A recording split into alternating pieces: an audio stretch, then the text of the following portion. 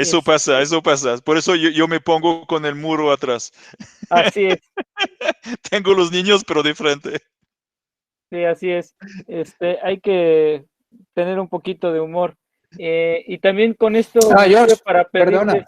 sí, dime. Solamente darle la bienvenida a George porque no nos había acompañado en la charla anterior y comentarle al equipo de Ecuador y de Perú que George Letessier es el director de la región Andes y a su vez es el director de la filial de Colombia.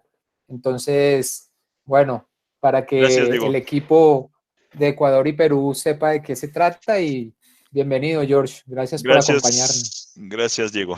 Bienvenido. Bien, bien, sí. Buena sesión a todos. Gracias. Bueno, entonces también con el video les quiero pedir que pues me tengan paciencia. Estamos todos ahorita pues trabajando desde casa y bueno, las cosas de repente nos pueden llegar a fallar. Eh, Una de las situaciones es que en México estamos teniendo intermitencias con el servicio de Internet, entonces esperamos que podamos transcurrir con la charla con calma, ¿no? La intención de platicar hoy con ustedes es hablar sobre las nuevas tendencias que hay en el diseño del calendario de vacunación en los perros. Y también otra situación que les quiero pedir de favor, que me tengan paciencia. Yo no tengo niños, por alguna situación que la vida no nos ha permitido tener familia, pero sí tengo familia de cuatro patas, entonces de repente puede pasar que alguno se me salga de control y empiece a dar su show, ¿no? Ok. El proceso de la vacunación es un proceso que debe de ser considerado como parte de un programa integral de salud de las mascotas. Si nosotros únicamente o todo se lo dejamos a la vacunación, es muy factible que empecemos a tener problemas y haya errores en el proceso de inmunización de los pacientes.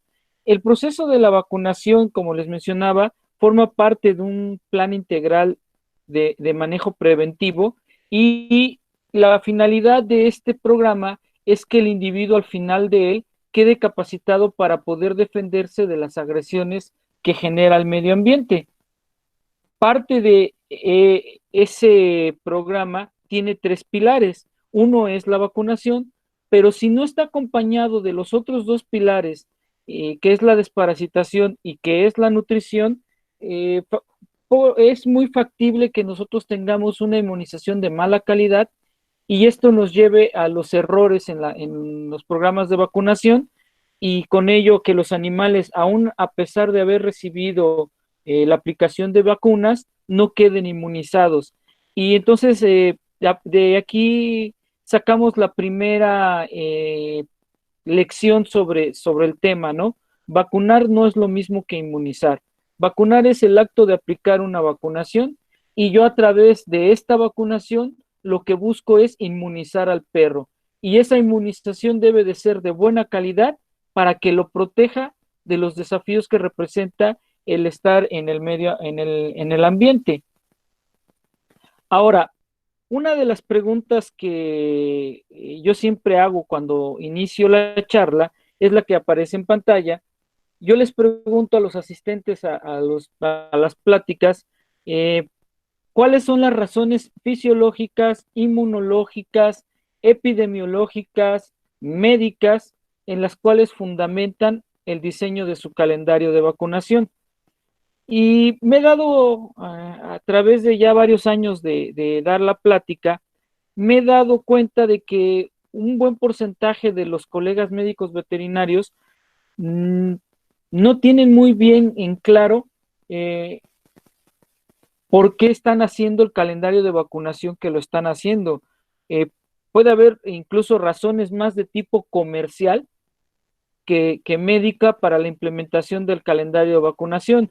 Yo en alguna ocasión, platicando con un colega de la ciudad, una ciudad del norte de mi país, que es la ciudad de Monterrey, cerca de los Estados Unidos, él me decía que él pone las vacunas no tanto para proteger a los perros, pero sí para ganar dinero. Y que por eso él metía la de yarda y que por eso él metía la de tos de las perreras y que por eso él metía la de coronavirus, porque su objetivo era ganar dinero.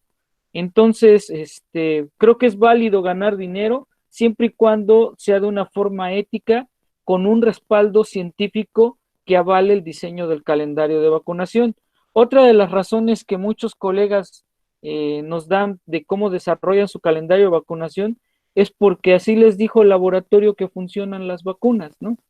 Y sabemos que hay empresas como Zoetis, como MSD, entre otras, que tienen calendarios de vacunación bien establecidos. El problema cuando tú tienes una indicación de ese tipo se presenta cuando hay las fallas vacunales, porque todas las marcas de vacunas tenemos el riesgo de que se presente una falla vacunal y esto está estudiado y está bien establecido, lo vamos a ver un poquito más adelante. Entonces, eh, la idea de esta pregunta es hacer reflexionar al médico cuán, qué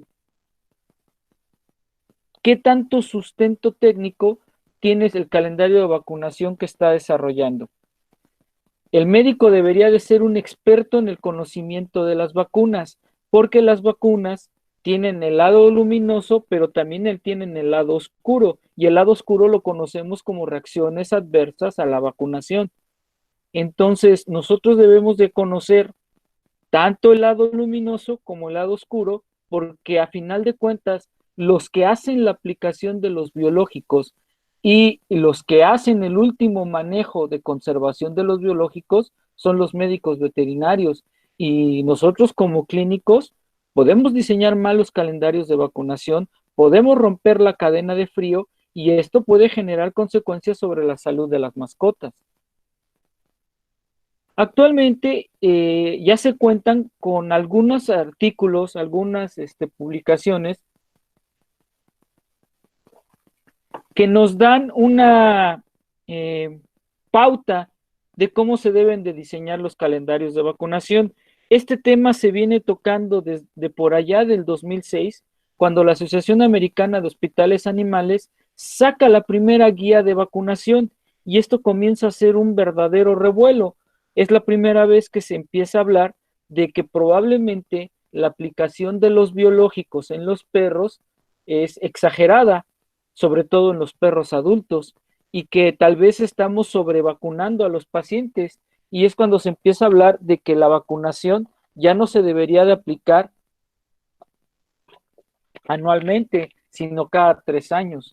Y a partir de este tipo de cambios en los conceptos, empiezan a surgir diferentes voces hasta que la Organización Mundial de Especialistas en Pequeñas Especies, la WASABA, saca unas guías de vacunación y en esas guías de vacunación comenta que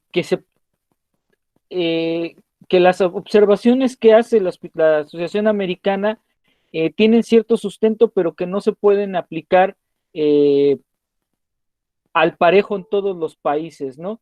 Que hay que tomar en cuenta que hay diferencias culturales, socioeconómicas, etcétera, y que no es posible manejar el calendario de vacunación estándar en todo el mundo y comienzan, bueno, como les comento, a aparecer estas guías de vacunación de la WASABA. Y en el caso de los gatos, pues es todavía un poquito más interesante porque hay una opinión americana, hay una opinión europea, hay una opinión por parte de la WASABA. La WASABA a través de diferentes organismos ha hecho esfuerzos porque también se empiecen a desarrollar guías de vacunación más regionalizadas. Y hace 2 años se empieza a trabajar con grupos en Brasil, Argentina y México en un organismo que se llama COLAVA, Comité Latinoamericano de Vacunación.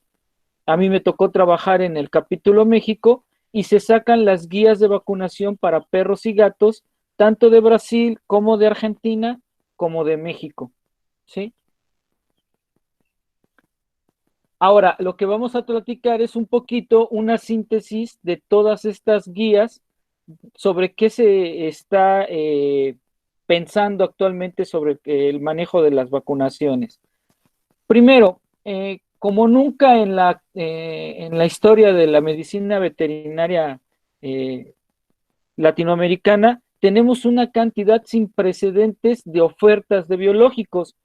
Obviamente esto varía de país en país de nuestra América Latina. Aquí pongo el ejemplo de lo que es México. Ahorita el médico veterinario mexicano puede escoger entre todas estas marcas que le ofertan biológicos. Tenemos empresas transnacionales, tenemos empresas nacionales que importan biológicos de otros lugares, empresas nacionales que producen sus propios biológicos, y esto hace que la elección por el precio en el cual nos están ofertando los biológicos deje de ser una de las razones principales por las cuales yo voy a comprar el biológico. Aunque está dentro del top of mind de la mente del veterinario, las vacunas dejaron de ser commodities, ¿sí? Ahora la selección de los biológicos debe de estar fundamentadas en la oferta extra que damos las empresas que los producimos. Calidad en el servicio, calidad en la respuesta, calidad en el manejo de las reclamaciones, de farmacovigilancia, etcétera. Y sobre todo el sustento científico que avala el uso de las vacunas. Por eso es que ahora el veterinario debería de ampliar su mente y al momento de considerar el cambio de una marca de biológico por otra, no solamente debería de estar pensando en si es más barata o más cara una vacuna, o que el laboratorio le diga cómo se debe de vacunar. Debe de estar pensando en toda la oferta integral que le ofrecemos como laboratorio. Ahora, otro cambio que es inusual en la historia de la medicina veterinaria tiene que ver con la reciente eh, alto grado de humanización que están teniendo las mascotas. Esta es una página de mercadotecnia mexicana, tiene influencia en toda América Latina, ustedes la pueden consultar, Mercap 2.0, y sacó este artículo a mediados del año pasado. Ahorita es más importante desde el punto de vista financiero el mercado de las mascotas que el de los bebés. Se gasta más en los perros que en los bebés. Y en este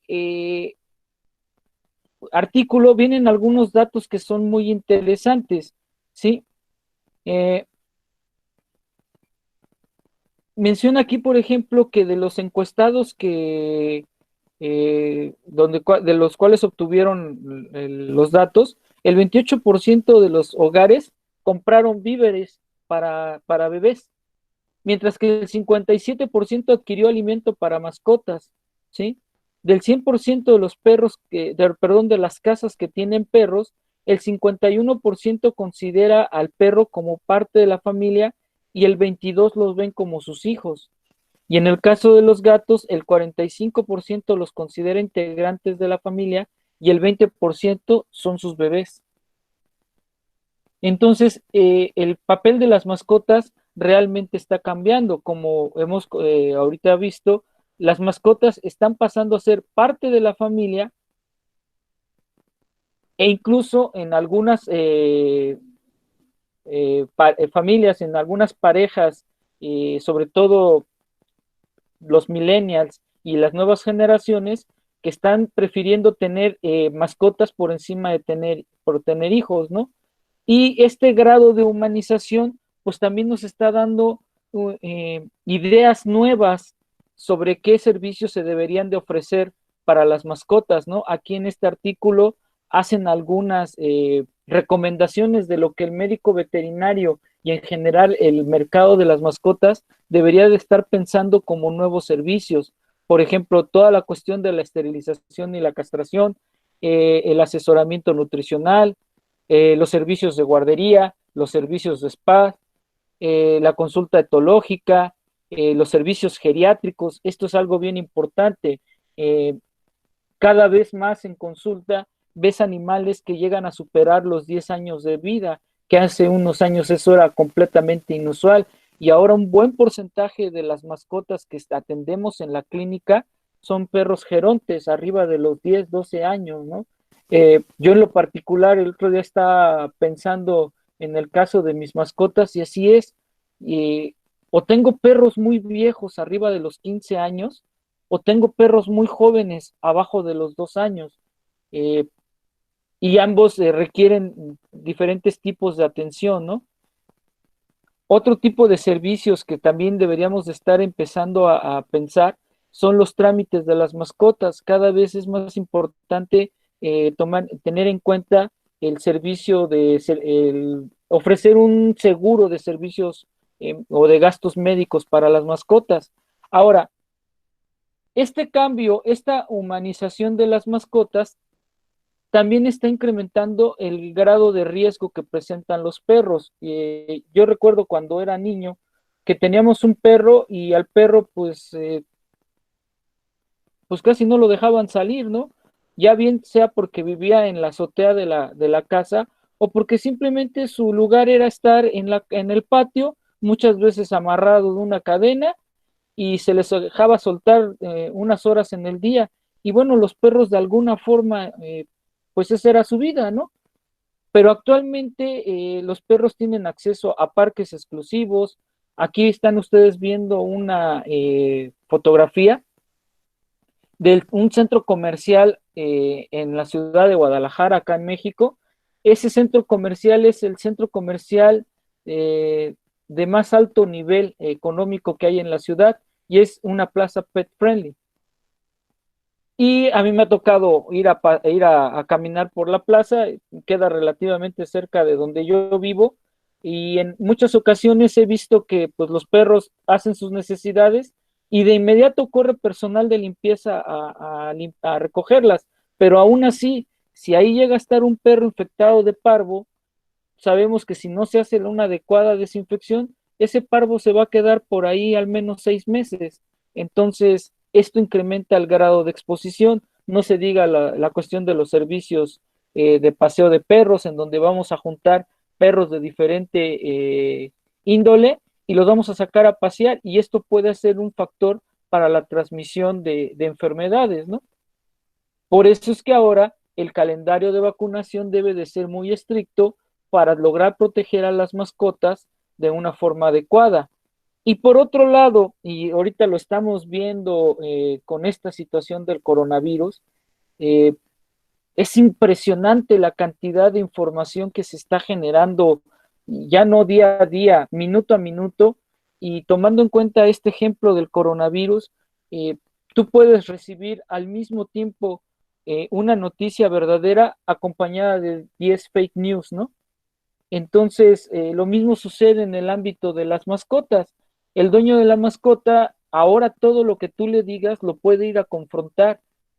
Y sabemos de antemano que existe Doctor Google, Doctor Yahoo, Doctor Wikipedia,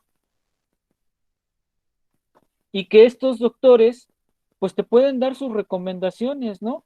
Yo, por ejemplo, me encontré una página que es muy popular que se llama Tu Mascota, o el blog de las mascotas, y tiene una sección de adiestramiento, y aquí vienes de acuerdo a esta página cómo se debe de vacunar al perro. Entonces, si tú no tienes las herramientas adecuadas para poder rebatir las ideas que se expresan en ese tipo de páginas, pues vas a quedar mal ante el dueño de la mascota. Otro de los aspectos que es bien importante que el médico veterinario constantemente esté checando es el marco legal que regula su actuación. Eh, Ahora con el advenimiento de las redes sociales, si un médico veterinario hace algo mal, de inmediato va a ser expuesto en las redes sociales. ¿Y cuál es el marco legal que te defiende? Les aseguro que si ustedes hacen una encuesta con muchos de sus clientes en sus países, van a saber que muchos veterinarios no saben ni qué leyes les protegen, ni qué leyes, a qué reglamentos deben de estar en conformidad sus negocios. Esto es algo que en México es relativamente común. Por ejemplo, cuando yo presenté parte de los datos que tienen que ver con las leyes que nos protegen, muchos médicos ni siquiera se han dado a la tarea de leer la ley básica que tiene que ver con el ámbito veterinario, que es la Ley Federal de la Salud Animal y el reglamento de dicha ley, que de acuerdo al marco normativo mexicano es la ley que ampara y es la ley que dice que el veterinario es el único facultado legalmente para diseñar y poner en práctica los calendarios de vacunación. Ahora, hablando propiamente del proceso de la vacunación, como les comentaba yo hace un momento, el objetivo de vacunar a un paciente es que su sistema inmune quede capacitado para poderse defender. Y para que se den esta situación, se requieren dos elementos. Primero, que utilicemos el antígeno correcto. Este debe de ser cercano al cliente, perdón, debe de ser cercano al agente patogénico, debe de tener buenas propiedades antigénicas y debe de ser seguro. ¿Cómo vamos a cumplir con esta fase los médicos veterinarios? Bien sencillo, seleccionando vacunas de alta calidad. Mientras tú estés seguro de que el biológico que estás usando es un biológico que está respaldado por investigación, que está respaldado porque cumple normas, sobre todo de carácter internacional, esta parte, digamos que va a estar cubierta, pero el otro 50% de la ecuación es donde vamos a encontrar la variabilidad. Yo necesito un sistema inmune efectivo.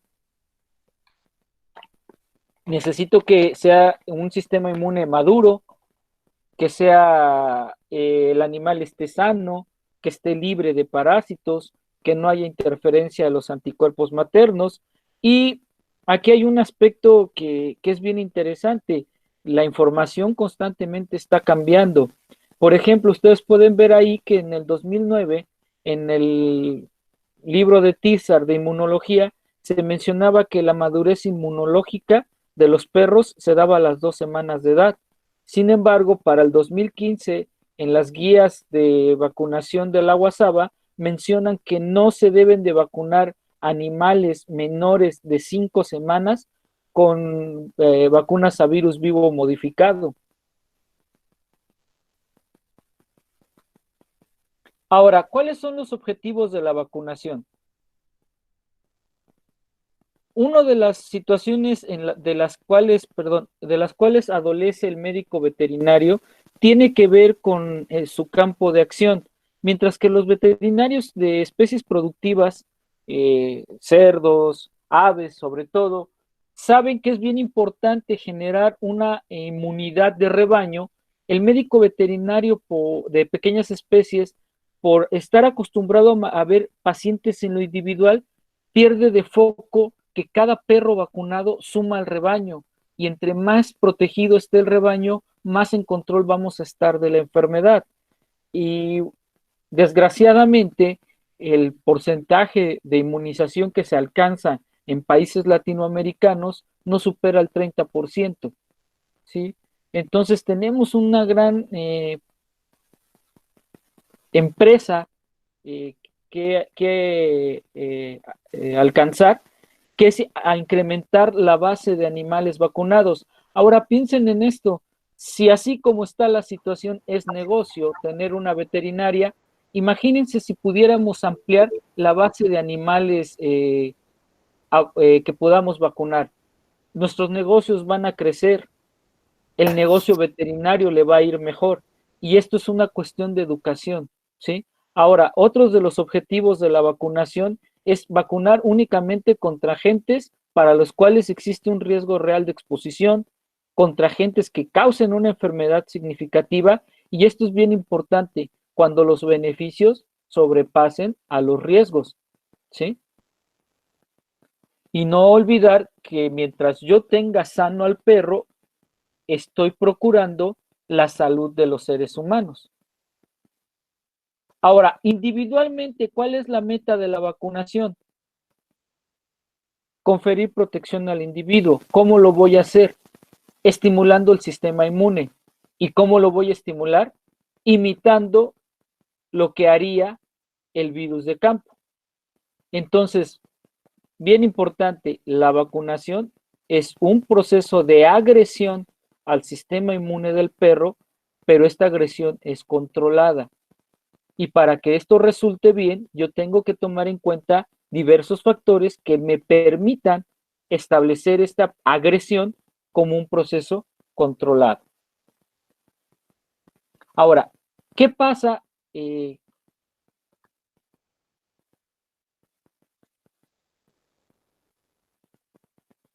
Permítame porque está empezando a dar lata la computadora.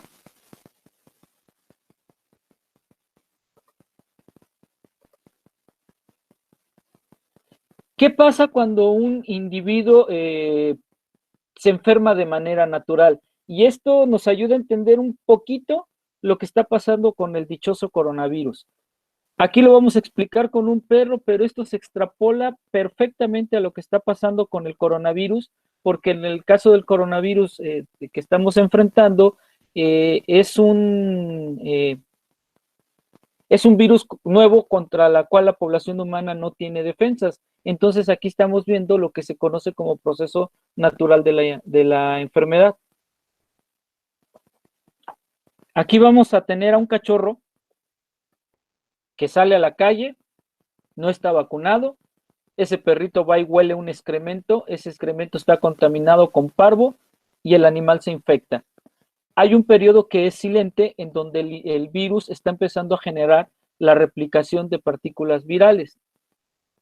Una vez que se desarrolle la infección y que el virus empiece a alcanzar sus órganos blanco, van a comenzar los signos. En el caso del parvo sabemos que empieza con anorexia, depresión, fiebre, ¿sí? Posteriormente viene el vómito, seguido del vómito viene la diarrea.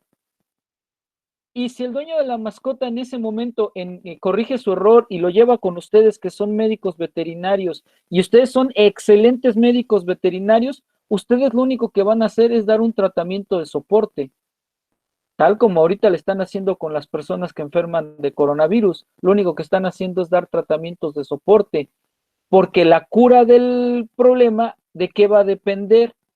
De que el sistema inmune se active, se generen líneas de defensa humoral y celular y se empiece a dar la producción de anticuerpos, pero no solamente de anticuerpos que bloqueen las nuevas partículas virales, sino que también elementos que destruyan las células dañadas. Se tiene que generar también inmunidad celular.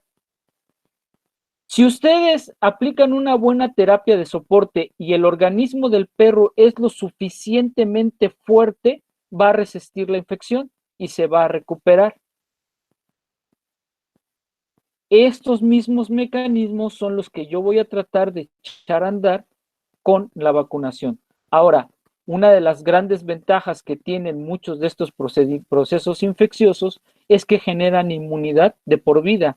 Un perro cachorro que le dio parvo, el resto de su vida jamás ustedes se deberían de preocupar por el parvovirus. Ya quedó inmune de manera natural y quedó inmune por enfrentarse con el malo de la película, ¿no? Con el virus de campo. Y esa es una pregunta que recurrentemente me hacen a los médicos veterinarios cuando tocamos el tema. Si yo tengo un perro que le dio parvo, después, ¿contra qué lo tengo que vacunar? Contra moquillo. Ya olvídate del parvo, el parvo ya no es esencial, el moquillo sí, porque el parvo te lo dejó muy débil, viene de un proceso fuerte de inmunosupresión, y si entra en contacto con un animal con moquillo, se va a infectar y se va a morir. Y lo mismo sucede al revés, si al perro le da moquillo, se recupera, y si se recupera bien, ¿cuál es tu foco en la vacunación? Debe de ser el parvo. ¿Ok? Ahora, los mismos mecanismos yo los voy a tratar de echar a andar utilizando un patógeno modificado, ya sea porque lo atenué o lo inactivé. Y entonces en ese proceso también yo lo que busco es que el organismo responda generando anticuerpos, generando líneas celulares de defensa. La diferencia entre el proceso de vacunación y el de proceso natural de la infección es que en la vacunación el perro no debe de sufrir daños. Una desventaja que tiene la inmunidad de este tipo es que tiende a caerse. Para algunas enfermedades sabemos que la inmunidad en menos de un año se está terminando, como es el caso de la leptospirosis.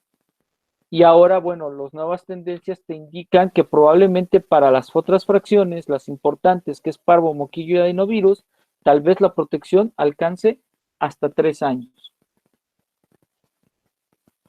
Ahora, ¿qué factores influyen en la vacunación? Obviamente el propio individuo, el tipo de biológicos, la preparación que tenga el médico veterinario, el grado de responsabilidad que ejerza el dueño de la mascota sobre su mascota y también los virus. A los virus, no sé por qué, tenemos la tendencia de verlos como entes estáticos y la prueba de que no lo son es esta epidemia que tenemos de coronavirus. SARS ya había, pero ahora estamos ante ante un nuevo patógeno. Lo mismo sucede con los perros. El parvovirus se descubrió en 1978 y para el año de 2010 ya había mutado 3 veces. Pasamos de parvo 2 a 2A, a 2B y a 2C. Entonces los virus no son entes estáticos, también tienen la capacidad de evolucionar para seguirse replicando. Ahora, hablando de factores que tienen que ver con el individuo, uno de los más importantes es la variabilidad. La variabilidad es la magnitud de la respuesta que puede presentarse entre individuos semejantes ante la misma dosis de fármaco. Y vamos a ejemplificar esto de la variabilidad con el siguiente esquema y los 4 posibles resultados que ustedes pueden tener cuando vacunan a un perro. Ustedes aplican la vacuna a todos estos perros y pueden tener 4 posibles resultados.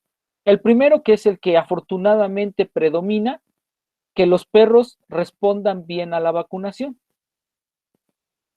Esto se va a dar en el 95% de los casos. Pero también pueden tener perros hiperreactivos.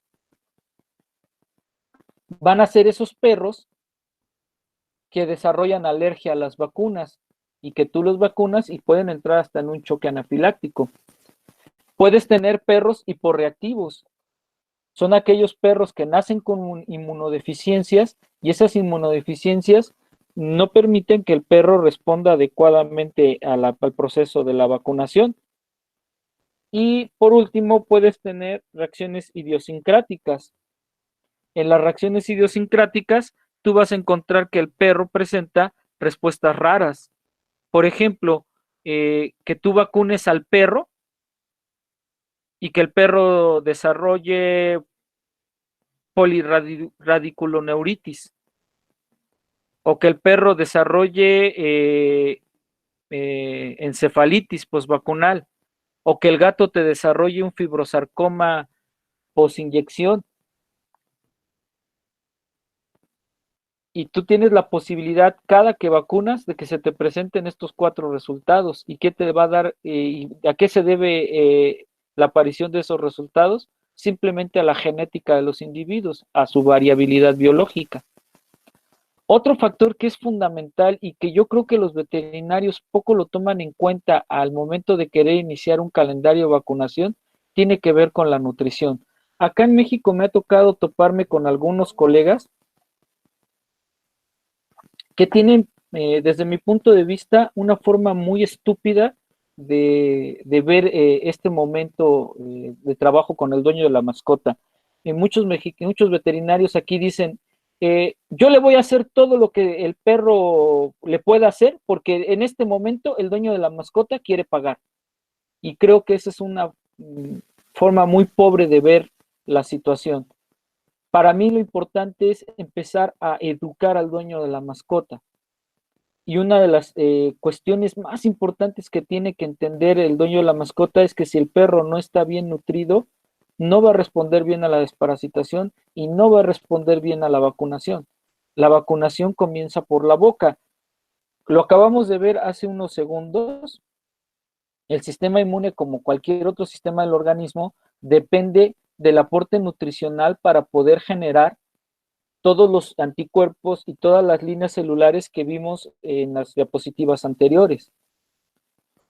Para nadie es un secreto que, por ejemplo, es bien importante obtener proteínas de buena calidad, carbohidratos de buena calidad, grasas de buena calidad, que tengan buena digestibilidad, porque a partir de esto se va a obtener los nutrientes y la energía para poderlo transformar en todos los componentes del sistema inmune.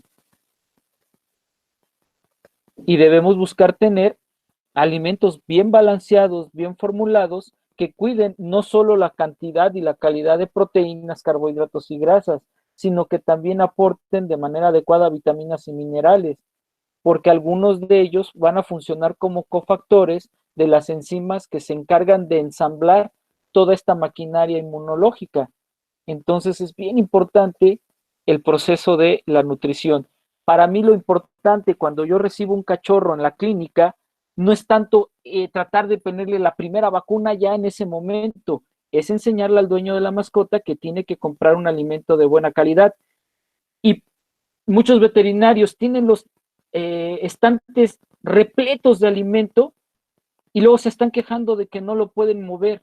Si se dieran el tiempo de hablar 5 minutos con el dueño de la mascota y convencerlo de la calidad de los productos que tiene en el estante, les aseguro que la rotación de los productos mejoraría sustancialmente.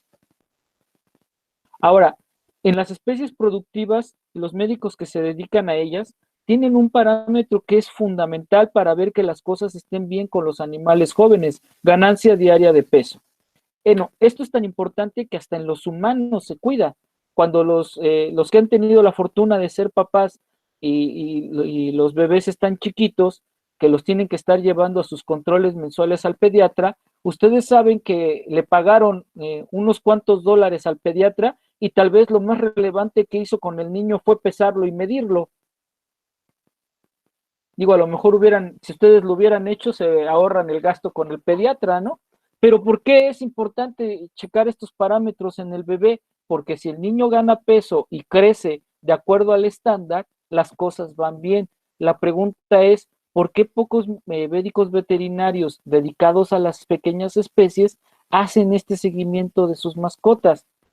Yo en lo particular, sobre todo en los cachorros, antes de cualquier, de pensar en meterle una vacuna, los perros se deben de revisar de la punta de la nariz a la punta de la cola y la revisión incluye el pesaje. Hablando un poco de cómo influye en el proceso de la vacunación los biológicos, pues es fundamental, ¿no?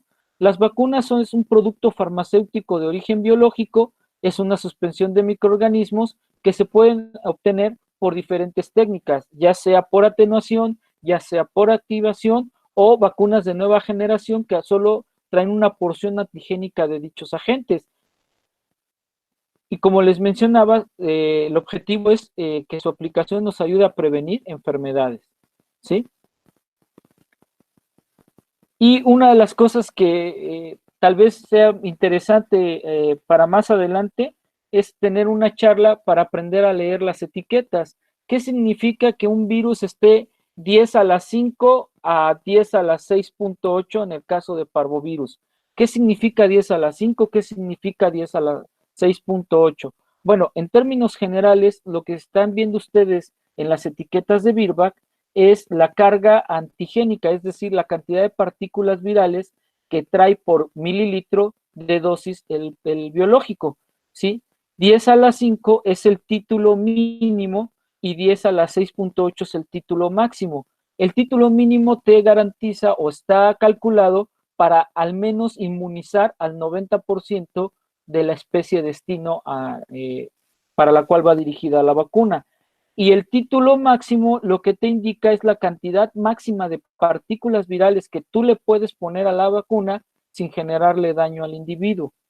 Ahora, aquí hay todo un tema porque sabemos que hay marcas comerciales como Zoetis. En el caso de México, un laboratorio que se llama La Pisa, que está importando vacunas de un laboratorio argentino que se llama Providian, trae como argumento de venta que ellos son mejores vacunas porque traen una carga antigénica más alta, porque su título es 10 a la 7. Lo que no te especifican es si es ese título de 10 a la 7 es título mínimo o título máximo, porque algunas empresas solo reportan el título máximo, ¿sí? Entonces es algo nada más para sembrar la duda.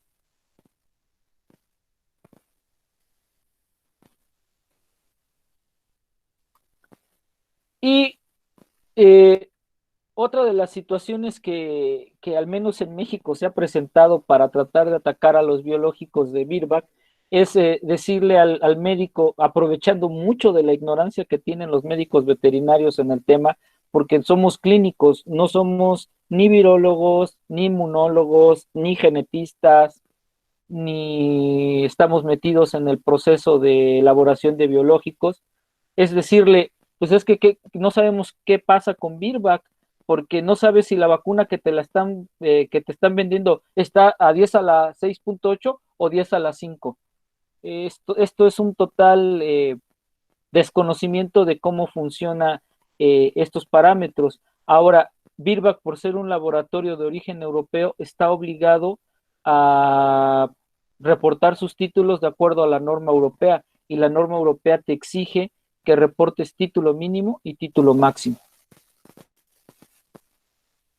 Bueno, para todos aquellos que ya tenemos tiempo que salimos de la carrera, la forma de clasificar a las vacunas ha cambiado. Antes eran vacunas a virus muerto o inactivado y vacunas a virus vivo modificado. La clasificación ha cambiado para poder clasificar a las vacunas de nueva generación. Ahora las vacunas se dividen en dos grupos: vacunas no replicativas, y ahí vamos a tener a las vacunas inactivadas, las vacunas a virus muerto, que está mal decir que están a virus muerto, los virus ni siquiera sabemos si están vivos. Entonces, lo correcto es decir vacunas a virus inactivado, y dentro de esa clasificación vamos a colocar a las vacunas de nueva generación, como son las vacunas de subunidades, las vacunas sintéticas y las vacunas de vector recombinante. Virbac comercializa una vacuna de subunidad, que es la Leucogen. Esa es la tecnología que tiene Leucogen. Y por otro lado, las vacunas replicativas reciben este nombre porque el virus, al estar vivo, pero modificado, replica dentro del organismo del perro, ¿sí? Y dentro de esa categoría de vacunas replicativas van a quedar vacunas que en veterinaria todavía no existen, que son las vacunas vivas de lesionadas y las vacunas de ADN. Yo he leído por ahí, cuando de repente tengo tiempo y ando de ocioso buscando artículos, he por ahí visto que alguien está desarrollando ensayos para obtener una vacuna de ADN para parvovirus, pero es algo que todavía en veterinaria no se presenta, ¿no? Ahora, ¿cómo se hace una vacuna de virus vivo modificado? ¿Cuáles son sus ventajas y cuáles son sus desventajas? Las vacunas de virus vivo modificado, el organismo ha sido alterado de manera que ya no es virulento. Esta alteración se obtiene o se realiza mediante la atenuación por pasajes. El organismo, el microorganismo, el virus vacunal es capaz de replicarse, y eso le permite ir amplificando la cantidad de antígeno, y al amplificar la cantidad de antígeno es lo que va a estimular las defensas del individuo.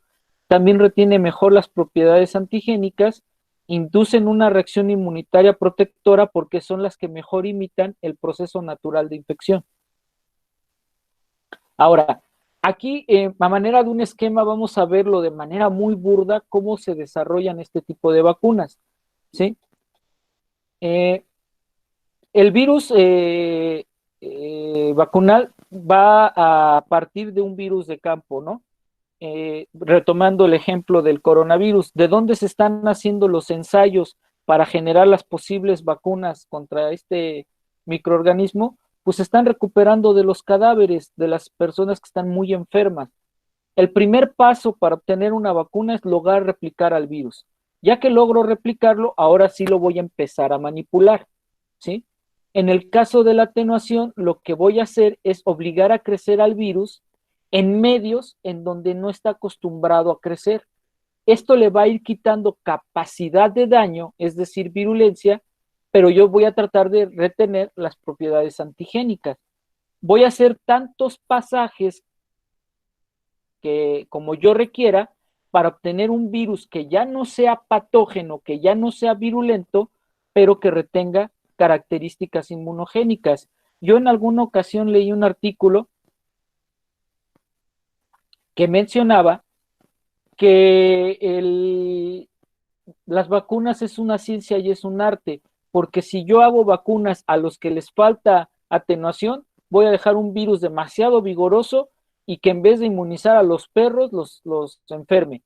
O si lo atenúo de más, va a ser un virus que no va a proteger al perro, pero tampoco le va a causar daño. Entonces yo tengo que buscar el justo medio para obtener un virus con estas características, que inmunice y que no cause daño. Una vez que obtengo un virus estabilizado en estas características, obtengo la famosa cepa madre. A esa cepa madre le hago algunos pasajes para incrementar su seguridad y ya que obtengo, voy a obtener la cepa vacunal. Ahora, los virus no pueden crecer fuera de células. Ustedes pueden ver en la fotografía de la izquierda lo que es una instalación en donde están las famosas botellas roller, y en esas botellas roller lo que hay son cultivos celulares, generalmente en una capa monoestrato, en donde las botellas roller se llaman así porque están girando, y al estar girando están proporcionando las cantidades adecuadas de oxígeno, presión, etcétera, que van a permitir que las células se mantengan vivas y que a su vez ahí estén creciendo los virus. De ahí, de esas células, voy a extraer los virus.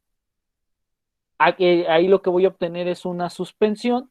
Esa suspensión la voy a meter en la máquina que aparece en la fotografía del centro, que es una máquina liofilizadora. A través del proceso de la sublimación voy a sacar el agua de un solo golpe y voy a dejar los sólidos. Estos sólidos, que es el liofilizado, para que podamos entenderlo de una manera más sencilla, son los virus en estado de criogenia. Por eso es que es bien importante mantener la cadena de frío, para que esos virus se mantengan viables, ¿sí? Y así es como obtengo la pastilla de las vacunas. Ahora, deben replicar estas vacunas para producir suficiente antígeno para inducir una respuesta inmune. ¿Y por qué replican? Son las que mejor asemejan la infección viral y son los que dan la protección, la reacción protectora más fuerte y duradera, ¿sí? Pero por esta condición no todos los perros pueden ser vacunados con este tipo de biológicos, solo aquellos individuos sanos, libres de parásitos. Ahora, estas vacunas tienen algunas desventajas. Una de ellas es que pueden producir una baja de defensas. En términos generales, se considera que las vacunas a virus vivo modificado pueden generar una pequeña baja de defensas transitoria que puede abarcar las primeras 72 horas post vacunación. Es por eso que es bien importante cuando ustedes vacunan a un perro, las primeras 72 horas que no lo expongan, que no lo saquen a la calle, etcétera, porque el perrito va a tener puede padecer una baja de defensas. Ahora, estas enfermedades pueden provocar, estas vacunas pueden provocar enfermedad. ¿En qué sentido? Si el perro viene precontagiado con algún bicho y ustedes lo vacunan, le bajan las defensas, ese bicho va a aprovechar el instante para replicar y entonces el perrito se puede enfermar. O bien, ustedes vacunan al perro, al dueño, como decimos en México, le vale gorro, no obedece, lo saca al parque, el perro huele en ese mismo día un excremento y entonces se va a contagiar y como está inmunodesuprimido, el virus de campo va a generar la infección. Y por otro lado, las vacunas a virus vivo modificado no se deben de utilizar en animales débiles ni en individuos de especies exóticas. Una pregunta muy recurrente que nosotros recibimos acá en el laboratorio es si yo le puedo poner la vacuna de parvo, de Virbac, a los lobos, a los coyotes, a los zorros. Y la respuesta es no, porque la atenuación de la vacuna está dirigida para la especie destino que es el perro, no para las especies silvestres, ¿sí?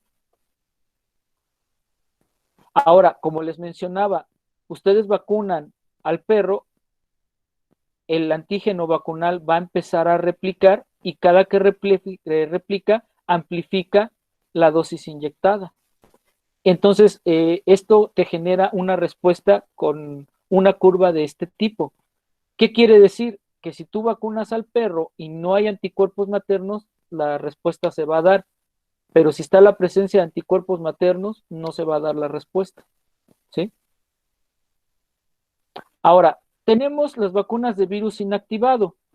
Estas vacunas son teóricamente más seguras, porque como el virus está inactivado, no existe la probabilidad de que revierta en virulencia, ¿sí?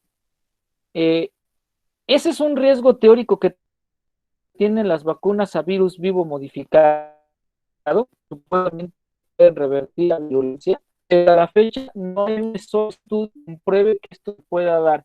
Lo que ha pasado cuando alguna vacuna se ha aplicado y los perros se enferman es porque es una vacuna que estaba mal atenuada. Eso sí ha pasado, hay algunos accidentes ahí en la historia de la medicina veterinaria con vacunas mal diseñadas. Sin embargo, hasta la fecha no existe un solo estudio que haya comprobado que las vacunas revierten, ¿sí? Bueno, regresando a las vacunas de virus inactivado, se supone que son más seguras porque el virus está muerto, está inactivado, son incapaces de replicar, pero porque son incapaces de replicar, son menos potentes que las otras. Estas, para poder generar inmunización, o requieren una gran cantidad de antígeno o muchas aplicaciones del biológico o el uso de adyuvantes. Por ejemplo, la bacterina de leptospira de nosotros es una vacuna que para poder generar protección tiene una gran carga de antígeno. Y en el caso de la vacuna de rabia, se utiliza adyuvante para generar la respuesta inmune, ¿sí? Ahora, en veterinaria nosotros estamos en pañales en esto de la respuesta del uso de adyuvantes, ¿sí? Generalmente el adyuvante más utilizado en vacunas veterinarias son las sales de aluminio, el famoso hidróxido de aluminio, y nosotros en Virbac utilizamos una saponina, que es el Quil A en la leucogen, pero la verdad es que en veterinaria estamos en pañales, ¿no?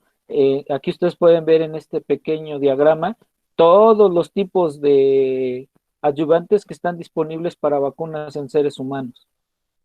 Ahora, en estas vacunas, lo que se tiene que hacer o lo que se hace es cultivar al virus.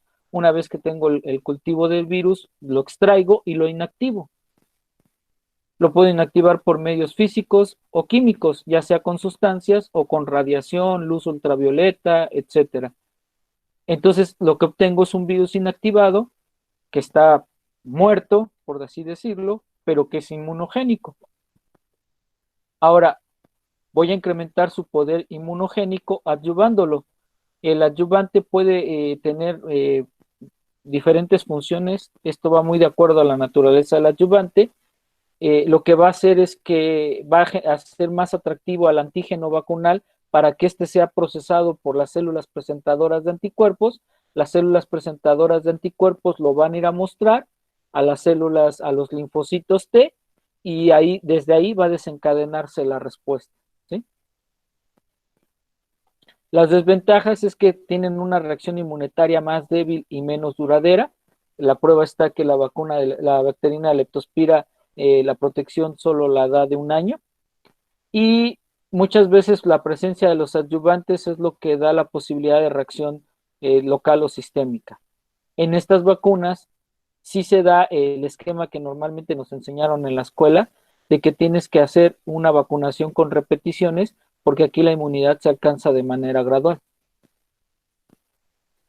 Y voy a tomar este apartado para explicarles un poquito de la calidad que ampara los biológicos de Virbac.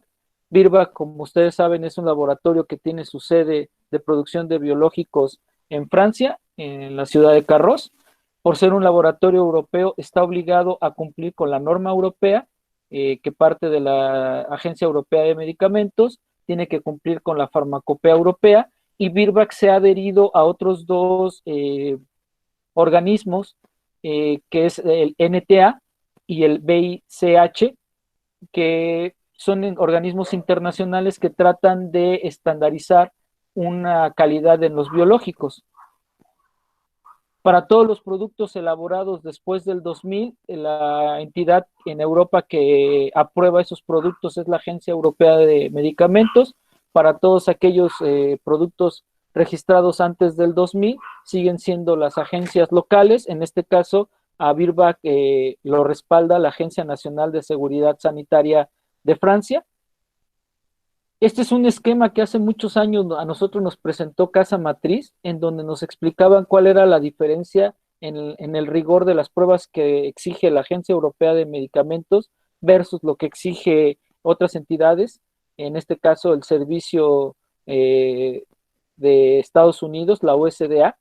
Ustedes pueden ver que, por ejemplo, en el tándem de eficacia de biológicos, las pruebas europeas son mucho más estrictas que las que se exigían en Estados Unidos.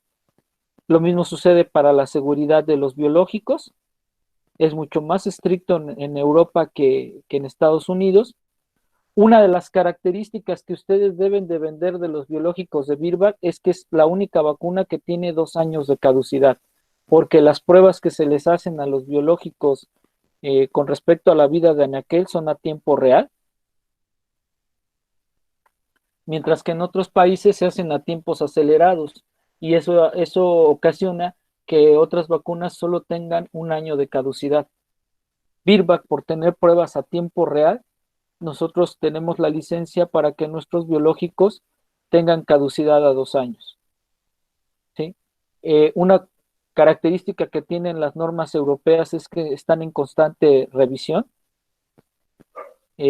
Aquí les pongo en pantalla un resumen de cómo en Europa han ido actualizando las directivas para la producción, la manufactura de los biológicos, pero también ya se empiezan a meter incluso con estándares de calidad, ¿sí? En Europa es obligatorio que cumplas con directivas de buenas prácticas de laboratorio, por ejemplo, para tu desarrollo de investigación de tus productos. Una cosa que es bien importante en Europa, que ya se cuida mucho, es que los productos veterinarios además deben de estar libres de maltrato animal. Bien, les voy a presentar la gama de biológicos. Esto puede cambiar de país en país. Tenemos las vacunas PUPI.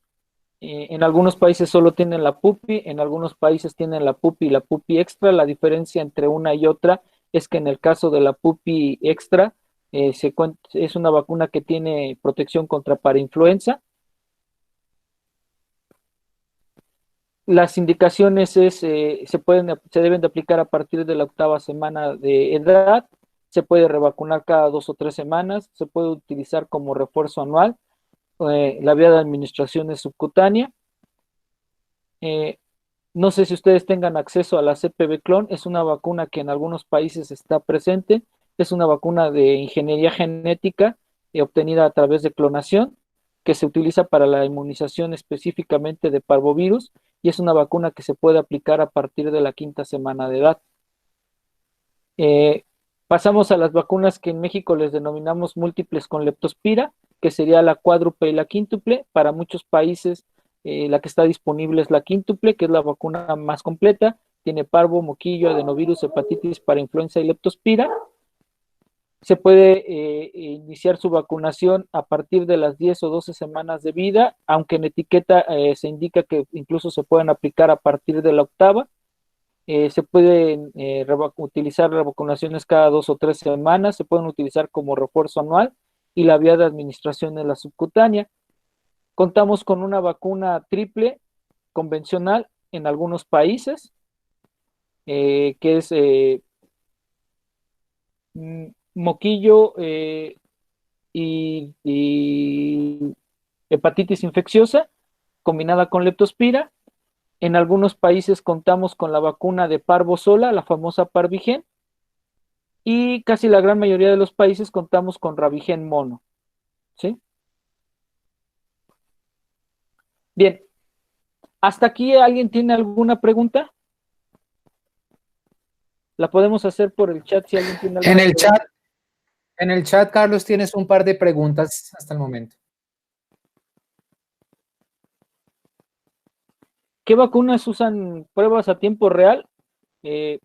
Al menos de las que con las que nosotros convertimos en México, ninguna, ni MSD, ni Zoetis, ni Beringer. Esas vacunas están avaladas por la autoridad norteamericana y mm, las vacunas de este tipo solamente tienen caducidad de 1 año. ¿Por qué la pupi no tiene corona? Ahorita les voy a explicar qué pasa con el coronavirus. Ténganme un poquito de paciencia, vamos para allá. ¿Hay alguna otra pregunta?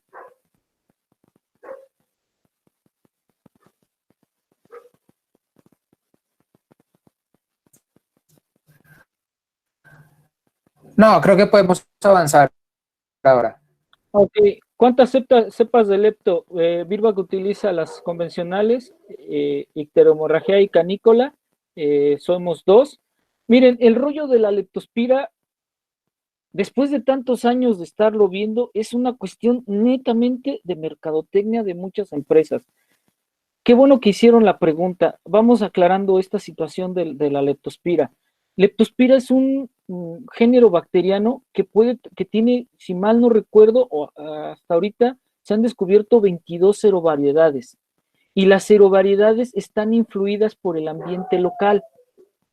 Por ejemplo, las famosas L4 norteamericanas no son las mismas L4 que las europeas. ¿Sí? Tienen diferentes serovariedades. Si tú quisieras hacer una vacuna de leptospira útil para tu país, ¿qué es lo que tendrías que hacer? Hacer un rastreo seroepidemiológico para ver qué tipo de leptospiras afectan a tus pacientes, a tus perros en tu país, y a partir de ese estudio generar la bacterina. Por ejemplo, les platico el caso mexicano con las vacunas L4 de Zoetis. Zoetis tuvo que venir a pagar un dineral para ver si su L4 realmente era útil en México. Y resulta que de las 4 leptospiras que ellos tienen, de 3 sí saben que tenemos la presencia tal cual en México. De una de ellas le estaban dudando. Sé esto de buena fuente porque sin querer el técnico de Virbac se puso a platicar conmigo y me empezó a describir el estudio que ellos hicieron de rastreo seroepidemiológico porque tenían la duda de si realmente la vacuna era útil en México, ¿sí?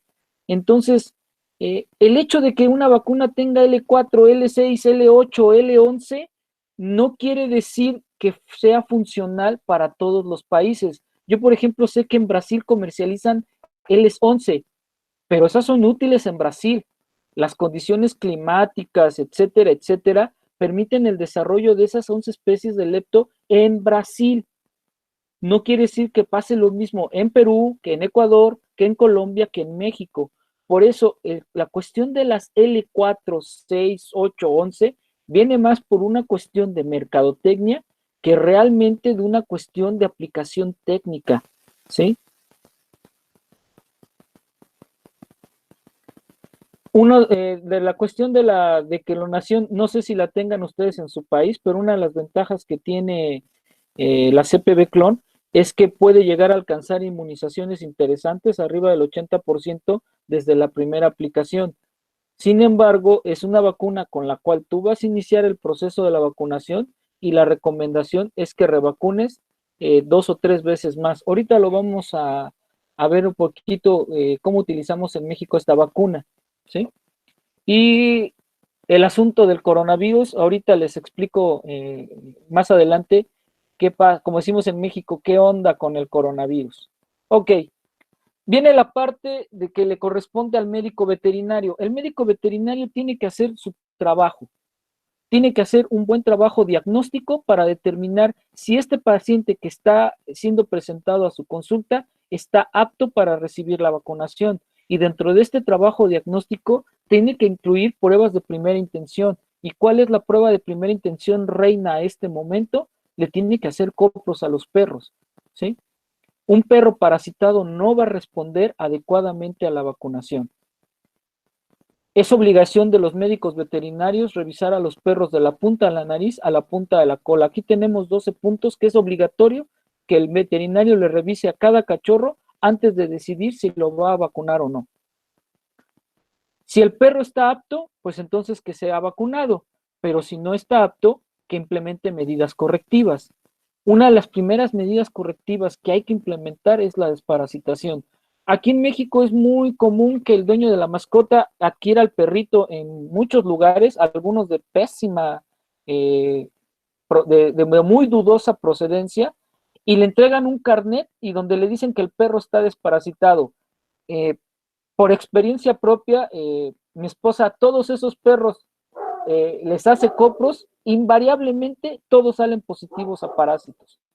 Entonces, el hecho de que oferten un perro que ya está desparasitado no quiere decir realmente que así sea, ¿no? Entonces, nosotros lo que hacemos aquí en el consultorio con mi esposa es hacer copros y volver a desparasitar. Hace rato vi ahí una pregunta medio rara de una consulta ecológica. Yo no he mencionado el término ecológico, he mencionado el término etológico. Lo que necesitamos es empezar a utilizar algunas técnicas de etología porque se mueren más perros por abandono que por enfermedades infecciosas. Entonces a los dueños hay que explicarles cuestiones de comportamiento del perro para evitar que a la larga el perro sea abandonado. Ahora, tomando en cuenta aspectos de etología, generalmente cuando el cachorro es presentado a su primera consulta de vacunación, permítame 2 segundos.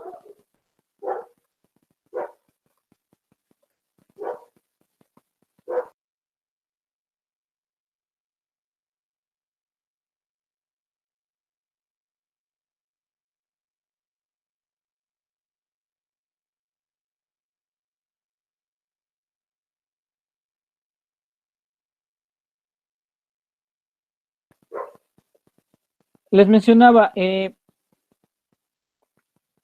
cuando el perrito es presentado al proceso de la vacunación, normalmente los perros están viviendo el momento más estresante que hasta esa etapa de su vida pudieran haber sufrido, que es el destete. El perro está sumamente estresado. Hay que darle tiempo para que el perro se adapte a su nuevo hogar.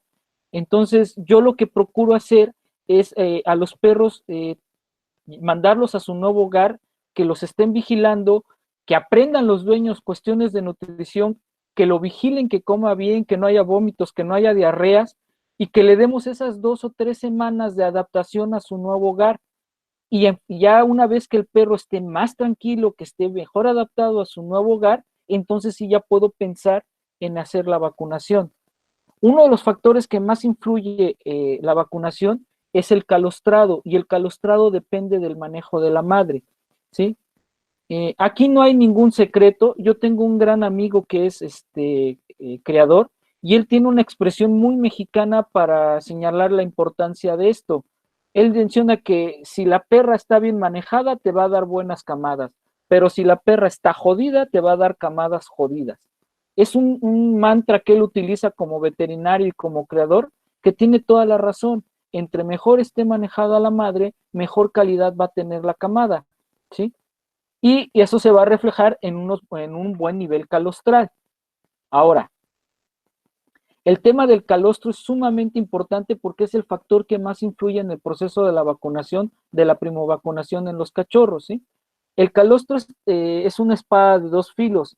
Si el perro no se calostra bien, no va a tener herramientas para defenderse de los patógenos que lo puedan afectar. Pero si el perro se calostra de más, me va a bloquear la vacunación. Por eso es una espada de dos filos. Ahora, hay algunos datos importantes que nosotros debemos de conocer del calostrado. En el caso de los gatos es bien importante que calostren rápido porque solo tienen un periodo de horas para hacerlo de manera adecuada. Solo son 16 horas, las primeras 16 horas de vida del cachorro de gato, mientras que en el perro tenemos un día. La vida media de los anticuerpos en el gato es más corta que en el perro. ¿Esto qué quiere decir? Que las gatas de manera natural calostran con concentraciones más altas que las perras. Ahora, no solamente depende de la perra o de la gata, también depende de la variación entre compañeros, del tamaño y la fuerza del recién nacido y de las habilidades maternas de la madre. En este estudio que aparece aquí en pantalla, se valoraron diferentes aspectos del proceso del calostrado. A mí me llamó la atención uno bien interesante.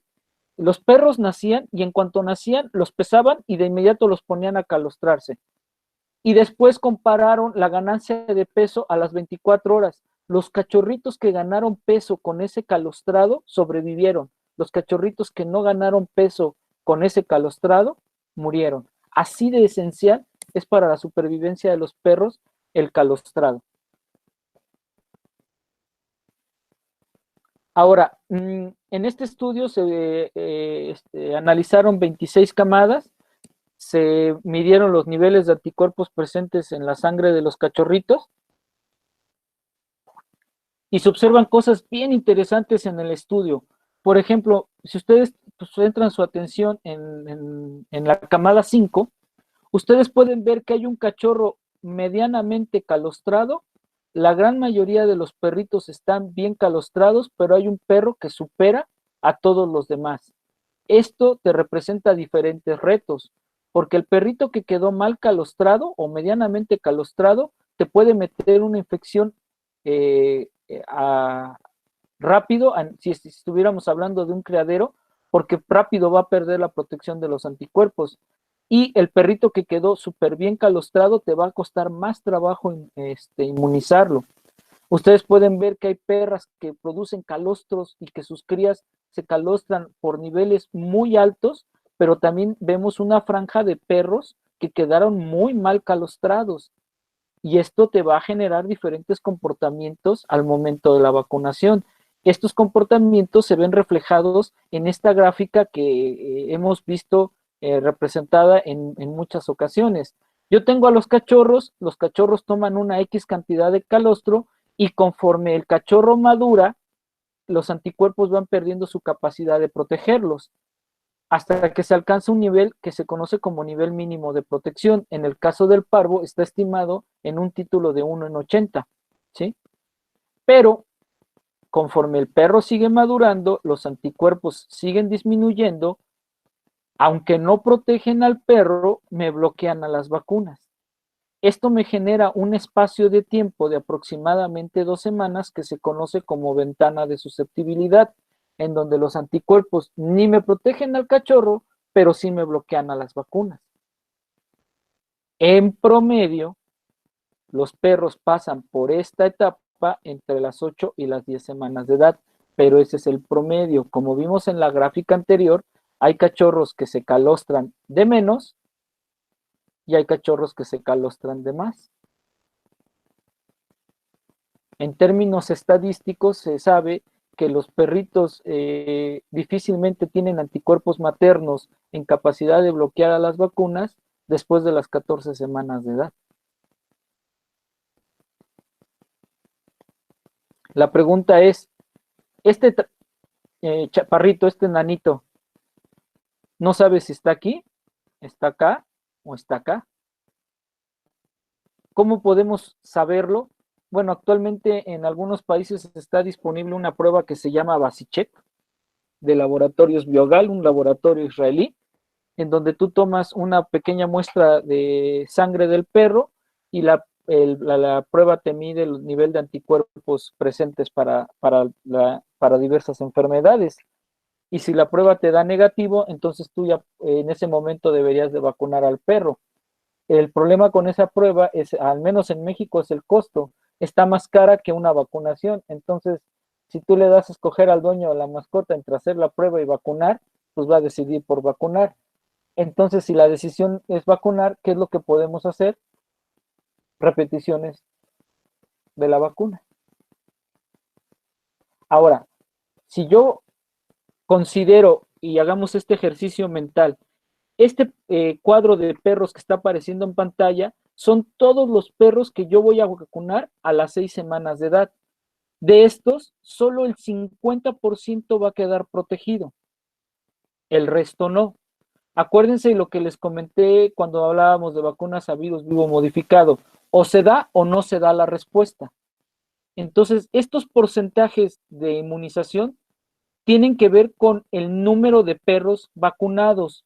No quiere decir que el perro está protegido de la cintura para abajo y de la cintura para arriba no está protegido, ¿sí?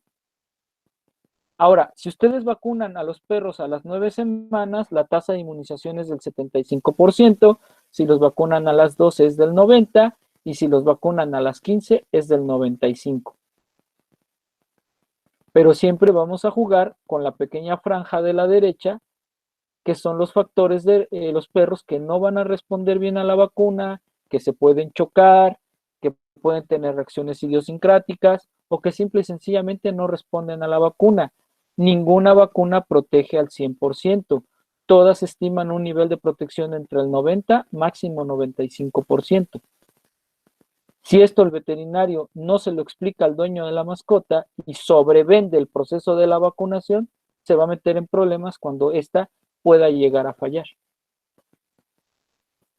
Y esto está bien establecido en la literatura. En este artículo, que es un artículo base para hablar del tema del doctor Michael Day, menciona que las fallas vacunales se deben a administración inapropiada, administración a animales inmunosuprimidos, a individuos inmunodeficientes, más que a lotes subnormales con eficacia subnormal. Y que ninguna vacuna tiene el 100% de eficacia dentro de su, de su autorización de marketing para venta, ¿sí? ¿Y cómo puedes abrir tú el margen de error? Pues rompe la cadena de frío.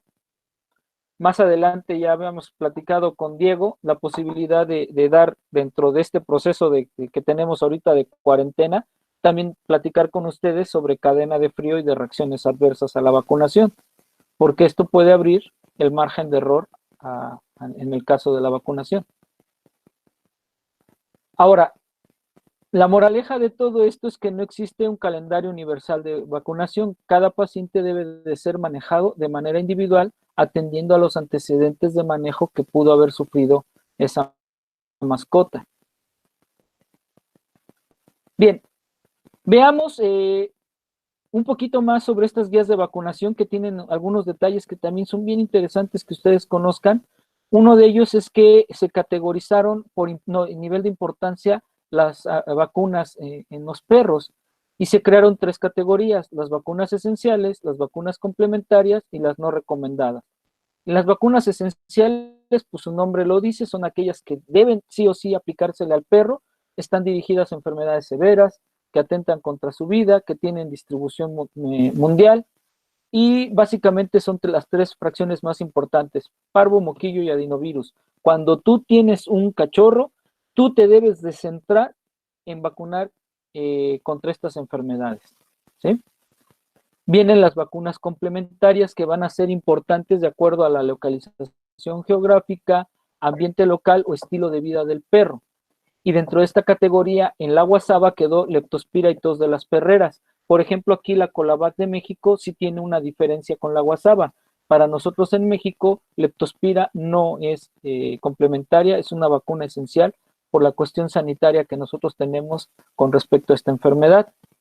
Y aquí viene la tercera categoría, las no recomendadas. Y ojo con este detalle, son aquellas vacunas que no existe evidencia científica que justifique su uso. Desde el 2006 en Estados Unidos cayó en esta categoría el coronavirus, ¿sí?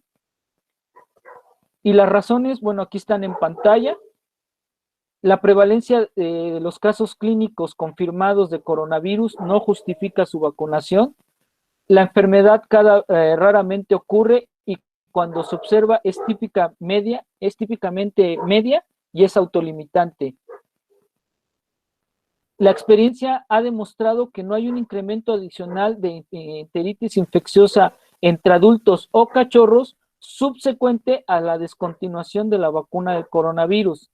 Ni la vacuna del virus vivo modificado ni las vacunas de coronavirus han demostrado significativamente reducir la enfermedad causada por la combinación corona-parvo. Únicamente las vacunas de parvo han demostrado proteger a los perros contra el desafío contra los dos virus. El DOI es un parámetro que se utiliza para medir la eficacia de las vacunas, es la duración media de la inmunidad. Y ojo, esto es bien interesante, ni siquiera ha podido ser determinado para este virus. Y bueno, estas son las razones que en Estados Unidos se han dado para que no se vacune contra coronavirus. En Estados Unidos muchas marcas ya no comercializan vacuna con coronavirus. En Europa, hasta donde yo tengo entendido, la vacuna jamás logró la aprobación en algunos países, particularmente como Alemania, ¿sí? Hace, no sé si 2 años, me parece, MSD trajo a México al doctor Michael Day, el que les enseñé el artículo que hablaba de la cuestión de la eficacia de las vacunas. El doctor Michael Day es parte del staff de los médicos que elaboraron las guías de vacunación de la guasaba, que están basadas en evidencia científica. Y el doctor Michael Day, como era un evento de la competencia, pues yo no pude entrar, pero como mi esposa es médico veterinario, ella sí pudo entrar y me hizo favor de grabarme la plática. Cuando estaba el doctor Michael Day en la sesión de preguntas y respuestas, un veterinario de acá de México le preguntó que qué pasaba con la vacuna de coronavirus. Y la respuesta que dio el doctor Michael Day, la verdad es como para que te dé un poco de pena como veterinario latinoamericano. Él mencionó que la vacuna de coronavirus solo se comercializa para América Latina y que es una cuestión de mercadotecnia, no de eficacia. Entonces, bueno, pues hay muchas razones expuestas por las cuales el coronavirus no es una fracción que debe de ser determinante para que un veterinario seleccione un biológico, o al menos ya no lo es. ¿Cuáles son los calendarios sugeridos de acuerdo a la guasaba para los cachorros? En los cachorros se sugiere que la primera dosis de biológico se ponga a las 8 semanas, ¿sí? Yo normalmente aquí sugiero poner una puppy, 3 semanas después poner una quíntuple, 3 semanas después poner una quíntuple, y la nueva última versión de las guías de vacunación sugieren que 3 semanas después tú pongas un refuerzo extra. Esto a veces es medio complicado, luego los dueños ya no te lo quieren pagar. La anterior versión de las guías de vacunación decían que con que tú pusieras la última dosis del biológico entre la semana 14 y 15 estabas bien. Bueno, ahí queda un poquito a la interpretación, ¿no? Sobre todo por cuestiones de mercado. 3 semanas después se recomienda poner la rabia. Las guías de vacunación de la guasaba no tocan aspectos ligados a la rabia porque la guasaba reconoce que esta es una enfermedad que se debe de vacunar de acuerdo a la legislación local. Y por ejemplo, en México la rabia es súper estricto. El gobierno no nos hace caso para muchas cosas, pero sí para la vacunación de rabia. Entonces aquí nosotros debemos de vacunar de acuerdo a las cuestiones de exigencia legales en México, ¿no? Ahora, un cambio que propone la guasaba, además del inicio de vacunación, si se fijan, el inicio de vacunación está cambiando. Ya no están recomendando 6 semanas, están recomendando entre 8 y 9. Otro de los cambios significativos es que tú tienes que terminar el calendario de vacunación de preferencia lo más pegado a las 16 semanas de edad. ¿Por qué? Porque estadísticamente a esa edad no hay perros con anticuerpos en capacidad de bloquear a las vacunas.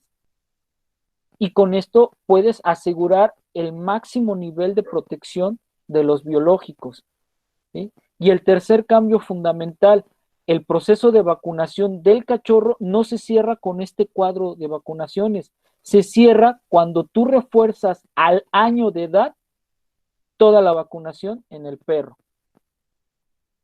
Entonces, ojo con los perros adolescentes, ¿eh? Los perros adolescentes están en proceso de vacunación. Tú debes de considerar cerrado el calendario de vacunación cuando el perro cumple el año de edad y le pones la vacuna de refuerzo. Ahora, ¿y qué pasa con la vacunación temprana? Porque es una moda. y es una cuestión que se le quedó grabada en la cabeza a mucha gente. La vacunación temprana es todo aquello que ocurra o aplicaciones de biológico que ocurran antes de las 8 semanas y solo se van a dejar para casos especiales, alto riesgo o evidencia de calostrado deficiente, ¿sí? Y por ejemplo, este sería un esquema de un cachorrito vacunado con esta situación de alto riesgo. Nosotros en México tenemos la posibilidad de a las 5 o 6 semanas de edad iniciar la vacunación de estos perritos con la CPV clon. Podemos también en México utilizar la Parvigen y muchos médicos veterinarios utilizan la pupi. Aunque no está en etiqueta, sí se puede utilizar la pupi a partir de las 6 semanas de edad, siempre y cuando refuerces el calendario y que además pongas tu última dosis de vacuna lo más pegado a las 16 semanas de edad del cachorro. Y al igual que en el caso anterior, tú cierras tu calendario de vacunación cuando el perro cumple el año de edad.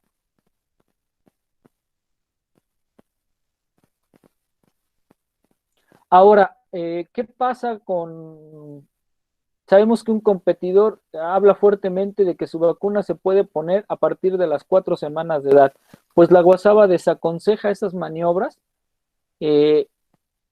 La guasaba aconseja que por cuestiones de madurez del sistema inmune del perro, no pongas productos, sobre todo a virus vivo modificado. Su vacuna es a virus vivo modificado, aunque sea por clonación, es una vacuna a virus vivo modificado. Y la guasaba desaconseja vacunar a cachorros menores de 5 semanas de edad, ¿sí?